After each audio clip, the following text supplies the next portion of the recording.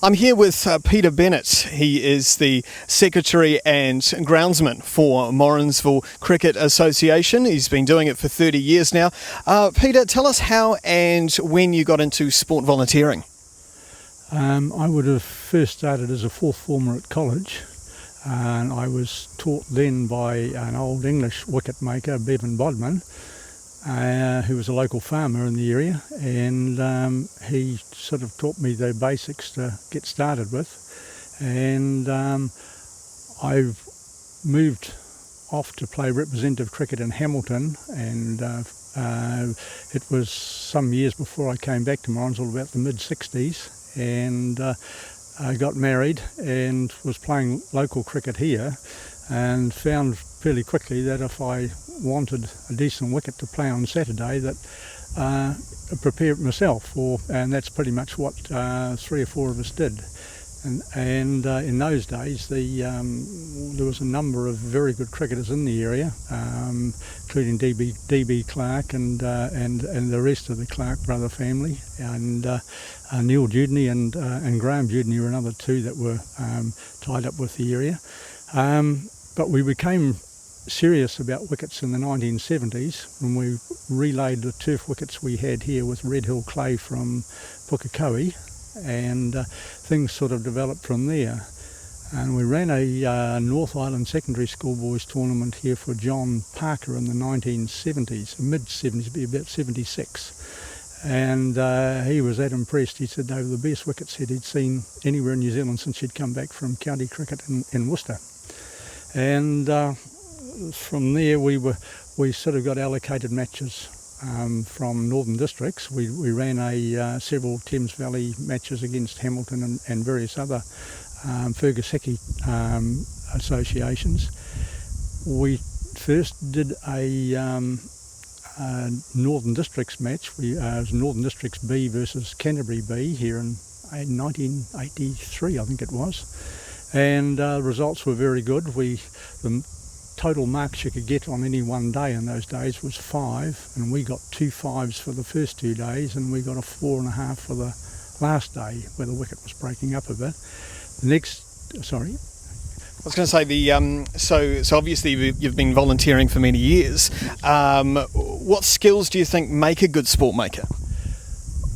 Dedication is the main thing, and preparedness to take. If you take on a job, you see it through. In this job of wicket making, and you get found out, you only get the results back from the work you put in, and if you try and take shortcuts, you get found out badly. That's happened to me a couple of times, and they're painful lessons, but you put them aside and you move, make sure you don't do them again. And so self-taught skills mostly. You find out what your community, what your ground can do, and you build on that. And so how does your family support your sport volunteering? Well, without a good family, things would not really go anywhere. When I was doing representative cricket, it took a huge amount of my time, and my wife and family were amazingly supportive. Whenever I was doing a Plunket Shield match out here, it normally meant I took a week of our holidays living at the ground here virtually, just preparing it. My wife worked in the kitchen preparing the meals, my daughter waited on the tables, my son ran the scoreboard, and that was it. It was a family affair. Family thing, excellent. And what's the best part about being a sport maker for the Morrinsville Cricket Association? I suppose satisfaction in the results we achieved. Back in those 1970s, 1980s and early 1990s, we had some fabulous matches here. We brought a lot of credit to the town.